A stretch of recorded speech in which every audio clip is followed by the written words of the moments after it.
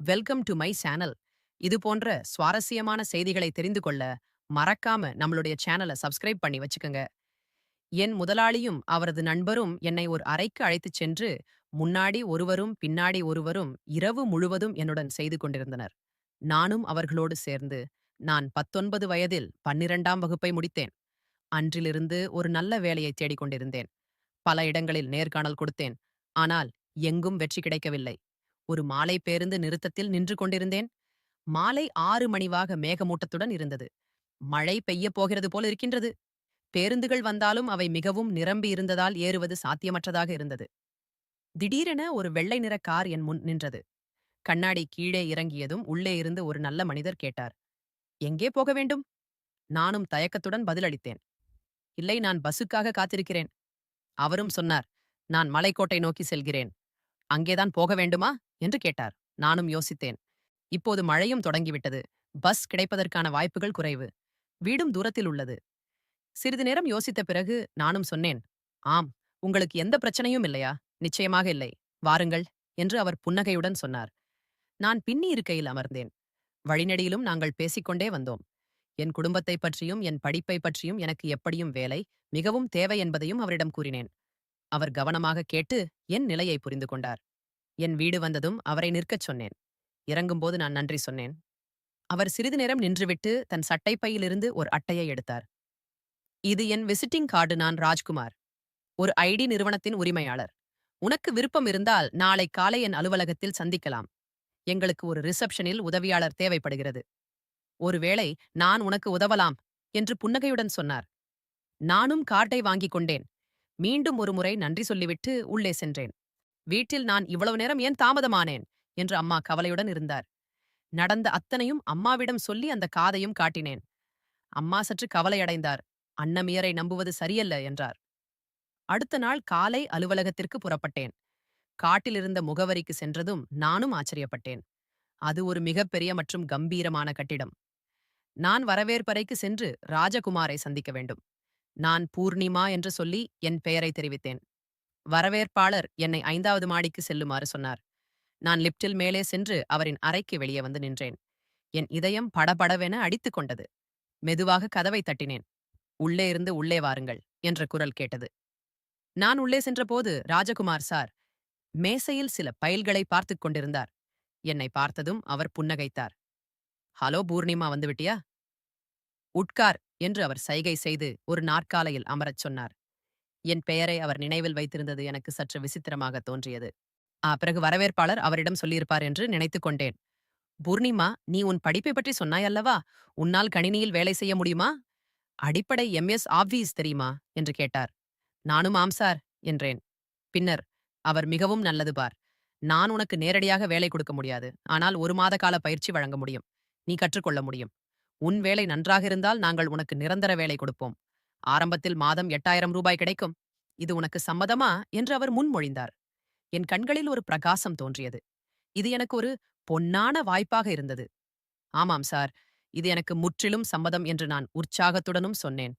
சரி, அப்படியானால் நாளையிலிருந்து தொடங்கு.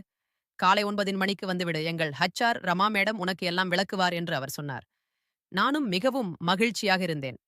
அந்த தருணத்தில் என்ன செய்வது என்று எனக்கும் புரியவில்லை. இத்தனை நாட்கள் உழைத்த பிறகு இறுதியாக ஏதோ ஒன்று கிடைத்திருந்தது. நான் அவருக்கு நன்றி சொல்லிவிட்டு வீடு திரும்பினேன். வீடு திரும்பியதும் இந்த நல்ல செய்தியை அம்மாவிடம் தெரிவித்தேன். அவரும் மிகவும் மகிழ்ச்சியடைந்தார். அடுத்த நாளிலிருந்து என் புதிய வாழ்க்கை தொடங்கியது. ஹசார் ரமா மேடம் எனக்கு எல்லாவற்றையும் விளக்கினார். அலுவலக விதிகள், என் வேலை நேரம் மற்றும் என் கடமைகள். என் வேலை பெரும்பாலும் வரவேற்பையில் தொலைபேசி அழைப்புகளை கையாள்வது, பார்வையாளர்களை வரவேற்பது, சிறிய காகித வேலைகளில் உதவுவதுதான். மெதுவாக நாட்களும் கடந்து சென்றன.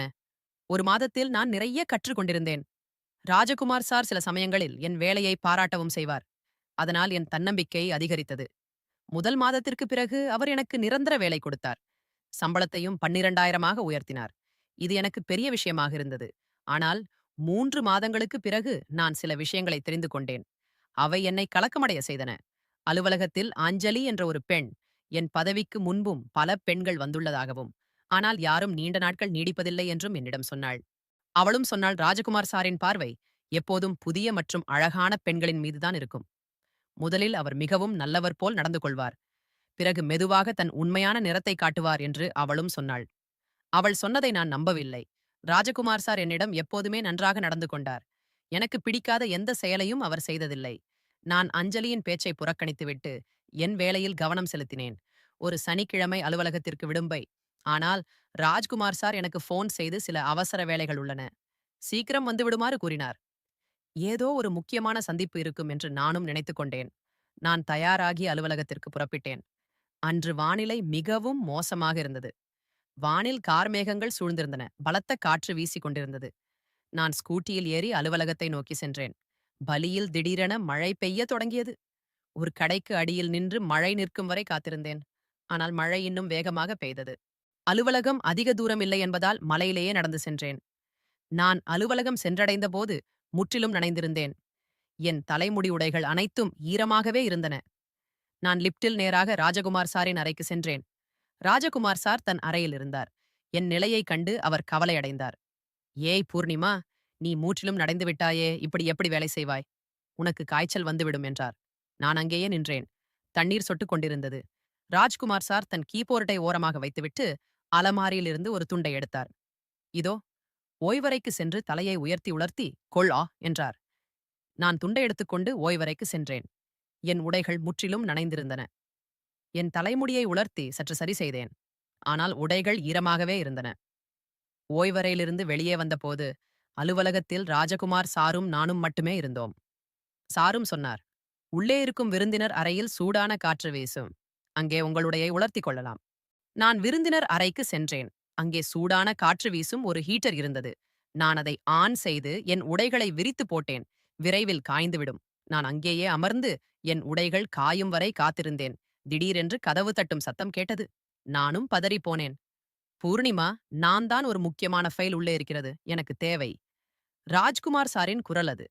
நானும் கதவை திறந்தேன். ராஜகுமார் சார் என்னை பாதம் முதல் தலைவரை பார்த்தார். அவருடைய கண்களில் ஏதோ ஒரு விசித்திரமான பார்வை இருந்தது. அது எனக்கு சங்கடத்தை ஏற்படுத்தியது. நான் பார்வையை தாழ்த்தி நின்றேன்.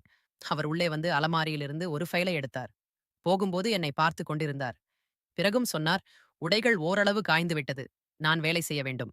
அறைக்கு வா, இங்கே யாரும் பார்க்கப் போவதில்லை. என் இதயம் படபடக்கத் தொடங்கியது. ஆனால் நான் என்ன செய்ய முடியும்? சந்திப்புக்கு தயாராக வேண்டும். தயக்கத்துடன் நான் வெளியே வந்து அவரது அறைக்கு சென்றேன். ராஜ்குமார் சார் சோஃபாவில் அமர்ந்திருந்தார். லேப்டாப்பை திறந்து வைத்துக் கொண்டு என்னை பார்க்காமல் அவர் இங்கே வந்து உட்கார் என்றார். நானும் அவரது அருகில் சென்றேன். திடீரென்று ராஜ்குமாரி சாரியின் கால் என் காலில் பட்டது. என் உடலில் மின்சாரம் பாய்ந்தது போல் இருந்தது. ஆனால் நான் அசையவில்லை. என் மௌனத்தை அவர் தன் வெற்றியாக கருதியிருப்பார். ஏனென்றால் அடுத்த கணமே அவர் இன்னும் நெருக்கமாக நகர்ந்து வந்தார். என்னுள்ளே ஒரு விசித்திரமான நடுக்கம் தொடங்கியது. பயம், பதட்டம் மற்றும் நான் புரிந்து கொள்ள முடியாத ஏதோ ஒரு விசித்திரமான உணர்வு. சுமார் அரை மணி நேரம் லேப்டாப்பில் வேலை செய்த பிறகு ராஜ்குமார் சார் தனது லேப்டாப்பை மூடிவிட்டு புன்னகையுடன் சொன்னார், இன்று அலுவலகத்தில் நானும் நீயும் மட்டும்தான் இருக்கிறோம். ஏதாவது குடிக்க வேண்டும் என்று போல் இருக்கிறதா? நீ ஏன் கேண்டீனுக்கு சென்று காப்பி போட்டு வரக்கூடாது? நான் உடனடியாக எழுந்து கேண்டீனை நோக்கி நடந்தேன். என் மனதில் ஏற்பட்ட கொந்தளிப்பை அமைதிப்படுத்த முயன்றேன். காப்பி போடும்போது என் கைகள் நடுங்கின. அஞ்சனி சொன்ன வார்த்தைகள் மீண்டும் மீண்டும் நினைவுக்கு வந்தன. நான் காப்பியுடன் அறைக்கு திரும்பிய போது அங்கே யாரும் இல்லை. காப்பி கப்பை மேசையில் வைத்துவிட்டு நான் சுற்றிலும் பார்த்தேன். என் இதய துடிப்பு அதிகரித்தது. நான் விரைவாக மீண்டும் சோஃபாவில் அமர்ந்து குரல் கொடுத்தேன். சார், காப்பி தயார். ராஜகுமார் சார் உடனடியாக வந்தார். அவர் கையில் தொலைபேசியை வைத்துக்கொண்டு ஏதோ டைப் செய்து கொண்டிருந்தார். வா, சரியான நேரத்தில் காப்பி வந்துவிட்டது என்று என் அருகில் அமரும்போதே சொன்னார். என் இதயம் வேகமாக துடித்துக் கொண்டிருந்தது. கைகளில் வியர்த்துவிட்டது. நடுங்கும் கைகளுடன் காப்பி கப்பை அவரிடம் நீட்டினேன். நாங்கள் இருவரும் அமைதியாக காப்பி குடிக்கத் தொடங்கினோம். திடீரென்று ராஜ்குமார் சார் சொன்னார், பூர்ணிமா, நீ மிகவும் அழகாயிருக்கிறாய். என்னால் எதுவும் பேச முடியவில்லை என்று மெதுவாக புன்னகைத்தார். என் முகம் வெட்கத்தில் சிவந்து விட்டது. ராஜ்குமார் சார் தனது காப்பி கப்பை மேசையில் வைத்துவிட்டு மெதுவாக தனது கையை என் காலில் வைத்தார். நான் சட்டென்று என் காலை பின்னெடுத்துக் கொண்டேன். என்னாயிற்று பூர்ணிமா, பயந்து விட்டாயா என்று அவர் புன்னகையுடன் கேட்டார். நானும் அமைதியாக இருந்தேன். இங்கிருந்து எப்படி தப்பிப்பது என்று என் மனம் வேகமாக யோசித்துக் கொண்டிருந்தது. அவர் மேலும் நெருக்கமாக நகர்ந்து வந்தார்.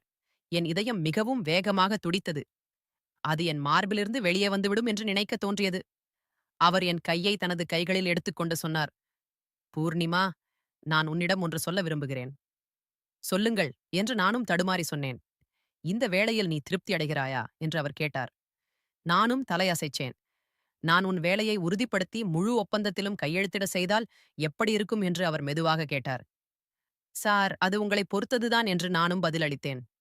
இல்லை பூர்ணிமா, அது என்னை பொறுத்தது அல்ல. உன்னை பொறுத்தது என்று என் கையை இன்னும் சற்று இறுக்கமாக பிடித்துக்கொண்டு சொன்னார்.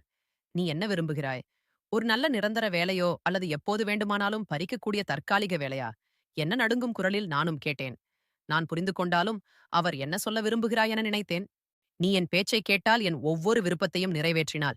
இன்றிரவு என்னுடன் கழிப்பது போல் நான் உனது எதிர்காலம் பாதுகாப்பாக இருக்கும் என்று உறுதியளிக்கிறேன். நாளை முதல் உன் வேலை நிரந்தரம் என்று என் கண்களை பார்த்து அவர் சொன்னார். எனக்குள் ஒரு புயல் கிளம்பியது. நான் சட்டென்று என் கையை விடுவித்துக் கொண்டு எழுந்து நின்றேன். சார், நீங்கள் என்னை தவறாக புரிந்து கொண்டுள்ளீர்கள். நான் அப்படிப்பட்ட பெண் இல்லை. நான் ஒருபோதும் அப்படி செய்ய மாட்டேன். நீங்கள் எப்படி இப்படி யோசிக்க முடியும்? என் குரலில் கோபம் இருந்தது. ராஜகுமார் சாரும் எழுந்து நின்றார். எனக்கு என்ன செய்வது என்றே தெரியவில்லை. பூர்ணிமா, ஒன்று புரிந்து கொள். இந்த உலகில் முன்னேற சில சமரசங்கள் செய்ய வேண்டியிருக்கிறது. நான் உன்னை கட்டாயப்படுத்தவில்லை. உன் விருப்பம். நான் உன்னையும் உன் குடும்பத்தையும் எல்லா வகையிலையும் ஆதரிப்பேன். உன் அம்மா, உன் தம்பி அனைவரின் வாழ்க்கையும் மாறலாம். அவர் கதவை நோக்கி நகர்ந்து சொன்னார். நான் கீழே சென்று ஒரு சிகரெட் பிடித்துவிட்டு வருகிறேன். நீ இங்கே இருந்தால் நீ சம்மதித்ததாக நான் புரிந்து கொள்வேன். இல்லையென்றால் சென்றுவிடு. நான் தவறாக நினைக்க மாட்டேன். இப்போது வரை நடந்து கொண்டிருப்பது அப்படியே தொடரும். இவ்வளவு சொல்லிவிட்டு அவர் வெளியே சென்று விட்டார். நான் அங்கேயே நின்று என் கண்ணீரை அடக்க முயன்றேன். என் மனதில் எண்ணங்களில் புயல் வீசியது. ஒரு பக்கம் என் தன்மானம், குடும்ப பொறுப்புகள், மறுபுறம் அம்மாவின் உடல்நிலை அடிக்கடி சரியில்லாமல் இருந்தது.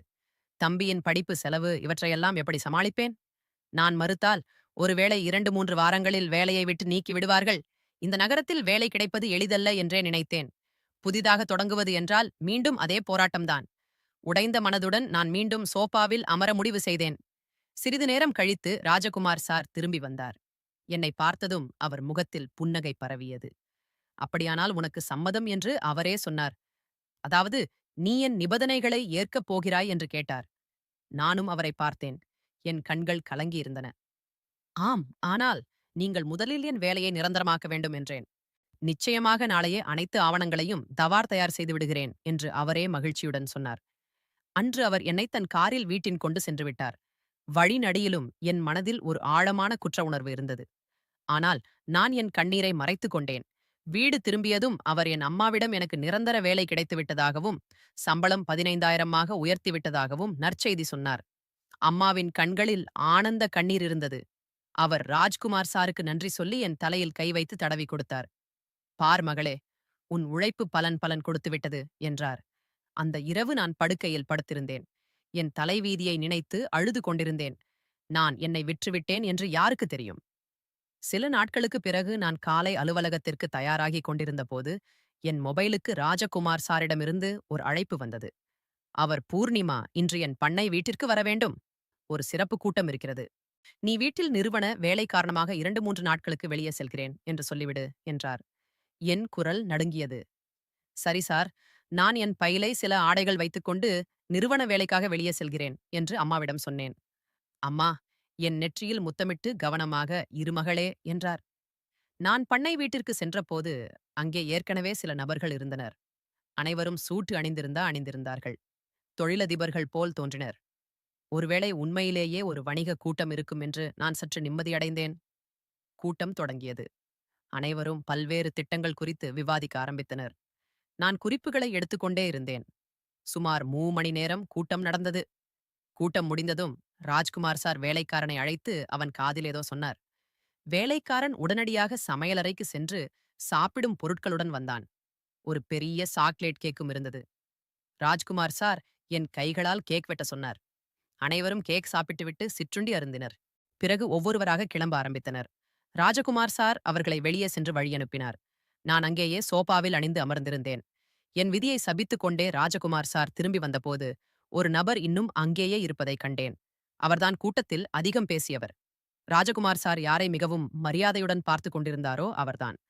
பூர்ணிமா, பிரிட்ஜில் இருந்து ஒயின் பாட்டிலையும் 3 கிளாஸுகளையும் கொண்டு வா, ராஜகுமார் சார் சொன்னார். நான் 2 கிளாஸ்களை எடுத்து கொண்டு வந்தேன். ராஜகுமார் சார், 2 கிளாஸ் மட்டுமா? ஏன் இன்னொரு கிளாஸ் கொண்டு வா, நீயும் இருக்கிறாயே என்று கேட்டார். நான் குடிக்க மாட்டேன் சார்.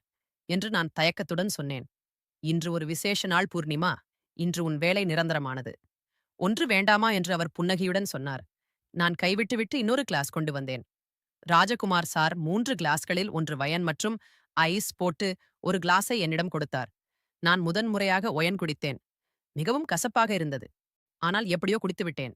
சிறிது நேரத்திலேயே என் தலை லேசாக சுற்ற ஆரம்பித்தது. கால்களில் ஒருவித மரத்துப் போன உணர்வு ஏற்பட்டது. சில நிமிடங்களிலேயே எனக்கு லேசான போதை ஏற்பட்டது. அந்த மனிதர் ராஜ்குமார் சாரின் காதில் ஏதோ சொன்னார். ராஜ்குமார் சார் புன்னகைத்து என்னிடம் சொன்னார். பூர்ணிமா, இங்கே வா ராகேஷ். சாரை நன்றாக கவனி. இவர்தான் எங்கள் மிகப்பெரிய முதலீட்டாளர். நான் எழுந்து அவர் அருகில் சென்றேன். ராகேஷ் சார் எனது காலி கிளாஸை எடுத்து மீண்டும் ஒயன் நிரப்பினார். குடு என்று அவர் கிளாஸை என்னிடம் நீட்டினார். நான் ராஜ்குமார் சாரிடம் உதவியை வேண்டுவது போல பார்த்தேன். குடி பூர்ணிமா. ராகேஷ் சாரின் கையால் கிடைத்ததை மறுக்கக்கூடாது. ராஜகுமார் சார் சொன்னார். என் உள்ளே ஒரு பகுதி கதறியது. அப்போது ராஜகுமார் என் தோளில் கை வைத்து பூர்ணிமா, நான் உனக்கு ஒரு வேலையை ஒப்படைக்க விரும்புகிறேன். ராகேஷ் சார் நமது நிறுவனத்தின் மிகவும் முக்கியமானவர். இவர் 2 நாட்கள் இங்கே இருப்பார். நீ இவரை கவனித்துக் கொள்ள வேண்டும் என்றார். என் மனதில் ஒரு சந்தேகம் எழுந்தது. அதாவது சார், இதுவரை இவரை கவனித்துக் கொள்ள வேண்டுமா? ராஜ்குமார் சார் புன்னகைத்தார். அவரது கண்களில் ஒரு விசித்திரமான ஒளி இருந்தது. நீ புத்திசாலி பூர்ணிமா மீதியை நீயே புரிந்து கொண்டிருப்பாய் என்றார். என் மனம் கதறி கத்தி அழுது கொண்டிருந்தது. சார் என்று என் வாயிலிருந்து வெளிவந்தது. சரி, நான் இப்போது போகிறேன். ஏதாவது பிரச்சனை செய்தால் போன் செய் என்று சொல்லி ராஜகுமார் சார் அங்கிருந்து சென்று விட்டார். நான் கதவருகே நின்று அவர் காரை தூரத்தில் செல்வதை பார்த்தேன். என் இதயத்தில் ஒரு விசித்திரமான பயம் குடிகொண்டது. நானே என் கைகளால் என்னை விற்றுக் கொள்கிறேனே. திரும்பி பார்த்தால் ராகேஷ் சார் என்னை ஒரு வேட்டை பிராணியை பார்ப்பது போல முறைத்துக் கொண்டிருந்தார். அவரது கண்கள் என் உடல் முழுவதும் சுழன்றன. நான் என்னை சமாளித்துக் கொண்டு எப்படியாவது இந்த இரவை கழித்து விடலாம் என்று நினைத்தேன். ஒயனின் போதை இப்போது முழுமையாக நீங்கியிருந்தது. பண்ணை வீட்டு வேலைக்காரனும் என்னை விசித்தனமாக பார்த்துக் கொண்டிருப்பதை நான் கவனித்தேன். நான் அவனை அருகில் அழைத்து உன் பெயர் என்ன என்று கேட்டேன். அவன் என் பெயர் ராமு மேடம் என்று மரியாதையுடன் சொன்னான். அவன் ஒரு சாதாரண மனிதன், ஏதோ ஒரு கிராமத்திலிருந்து வந்தவன் போல தோன்றினான். நான் அவனிடம் இந்த பண்ணை வீடு நகரத்திலிருந்து எவ்வளவு தூரத்தில் உள்ளது என்று கேட்டேன். அவன் சுமார் 15 கிலோமீட்டர் மேடம், இங்கு அருகில் எந்த கிராமமும் இல்லை என்று சொன்னான். என் உள்ளுக்குள் இருந்த பதட்டம் அதிகரித்தது. இந்த இடம் முற்றிலும் தனிமைப்படுத்தப்பட்டிருந்தது. ஏதாவது தவறு நடந்தால் யாரும் காப்பாற்ற வரமாட்டார்கள். ராமுவுடன் சிறிது நேரம் பேசிக் கொண்டிருந்த பிறகு அவன் தன் அறைக்கு சென்று விட்டான். இப்போது நானும் ராகேஷ் சாரும் மட்டுமே இருந்தோம். ராகேஷ் சார் ஒரு கிளாஸில் மீண்டும் ஒயினூற்றி என் அருகில் வந்து அமர்ந்து, உன்னை பற்றி ராஜகுமார் ரொம்ப புகழ்ந்தான். இன்று ஏன் என்று பார்த்துவிட்டேன் என்றார். அவர் குரலில் ஏதோ விசித்திரமாக இருந்தது. நான் சற்று நகர்ந்து, நான் கொஞ்சம் ஓய்வெடுக்கிறேன். நாளை கூட்டத்திற்கு விளக்க காட்சியாக தயாரிக்க வேண்டும் என்றேன். வா, நான் சேர்ந்து ஓய்வெடுப்போம் என்று சொல்லிக் கொண்டே அவர் என் இடுப்பில் கை வைத்தார். நான் உடனடியாக அவரது கையை தட்டினேன். தயவு செய்து என்னை தொட முயற்சிக்காதீர்கள். அவரது முகத்தின் நிறம் மாறியது. ஓ, அப்போ செல்லம் கொஞ்சுகிறாயா? ராஜகுமார் நீ ஒத்துழைப்பாய் என்று சொன்னானே என்றார். நான் எழுந்து கதவை நோக்கி நடந்தேன். ஆனால் அவர் என் கையை பிடித்து இழுத்து சோபாவில் தள்ளிவிட்டார். தப்பிக்க முயற்சிக்காதே என்று அவர் கர்ச்சித்தார். நானும் கத்தினேன். காப்பாற்றுங்கள், யாராவது இருக்கிறீர்களா, காப்பாற்றுங்கள் என்று கத்தினேன். ராகேஷ் சார் என் வாயை பொத்தினார். மற்றொரு கையால் என் ஆடைகளை இழுக்க ஆரம்பித்தார். நான் கைகளையும் கால்களையும் உதைத்துக் கொண்டு என்னை காப்பாற்றிக் கொள்ள முயன்றேன். அப்போது கதவு பலமாக திறக்கப்பட்டு ராமு உள்ளே வந்தான். என்ன நடக்கிறது என்பதை பார்த்ததும் எதையும் யோசிக்காமல் ஒரு மர ஸ்டூலை எடுத்து ராகேஷ் தலையில் ஓங்கி அடித்தான். ராகேஷ் சார் அலறியபடி என்னிடமிருந்து விலகி கீழே விழுந்தார். அவர் தலையிலிருந்து இரத்தம் வடிந்தது. மேடம், சீக்கிரம் இங்கிருந்து ஓடுங்கள், ராமும் சொன்னான். ராகேஷ் சார் எழ முயற்சித்துக் கொண்டே, நாய், உனக்கு எவ்வளவு தைரியம், நான் யார் தெரியுமா என்று திட்டினார். ராமு என்னை தன் பின்னால் எடுத்து ஸ்டூலை கையில் பிடித்தபடி, நீங்கள் என்ன வேண்டுமானாலும் செய்து கொள்ளுங்கள் ஐயா, ஆனால் எந்த மகளுக்கோ சகோதரிக்கோ இப்படி நடக்க நான் விடமாட்டேன் என்றான். நான் உடனடியாக என் பையை எடுத்துக்கொண்டு ராமுடன் வெளியேறினேன். மேடம், என்னிடம் ஒரு பழைய பைக் இருக்கிறது. நான் உங்களை நகரம் வரை கொண்டு போய் விடுகிறேன் என்று ராமு சொன்னான். அந்த இரவு ராமு என்னை தன் பழைய பைக்கில் உட்கார வைத்து நகரம் வரை சேர்த்தான். வழியில் அவனும் சொன்னான், மேடம், இது முதல் தடவை அல்ல. கடந்த ஆண்டும் ஒரு பெண்ணுக்கு இப்படித்தான் நடந்தது. நான் அங்கேயே வேலை செய்தேன். ஆனால் எதுவும் செய்ய முடியவில்லை. இந்த முறை என் வேலை போனாலும் பரவாயில்லை. என் தர்மத்தை விடமாட்டேன் என்று நினைத்தேன். என் கண்கள் கலங்கின. இந்த உலகில் இப்போது நல்லவர்கள் இருக்கிறார்கள். நான் வீடு திரும்பிய போது அம்மா கதவறியே நின்று கொண்டிருந்தார். என் நிலையைக் கண்டு அவர் பயந்து விட்டார். நான் அவரை கட்டிப்பிடித்து, விம்மி விம்மி அழுதேன். "என்ன நடந்தது மகளே?" அவர் என் தலைமுடியை தடவி கொடுத்தபடி கேட்டார். ராஜ்குமார் சார் எப்படி எனக்கு வேலையில் ஆசையை காட்டினார் என்பதை நான் அவரிடம் முழு கதையும் சொன்னேன். அவர் எப்படி என்னை கட்டாயப்படுத்தினார், இன்று எப்படி என்னை ராகேஷ் சாருடன் தனியாக விட்டுவிட்டார் என்பதையும் சொன்னேன். அம்மாவின் முகத்தில் கோபமும் துக்கமும் ஒரு சேர இருந்தன. இப்படிப்பட்ட வேலைக்கு தீ மூட்டப்படும் மகளே, ஒரு மகளின் மரியாதை விற்கப்படும் அளவுக்கு வளமை எங்களுக்கு தேவையில்லை. கடவுள் எங்களுக்கு குறைவாக கொடுத்தாலும் நேர்மையாக கொடுக்கட்டும் என்று அவர் சொன்னார். அதே இரவில் நான் ராஜ்குமார் சாருக்கு ஃபோன் செய்தேன்.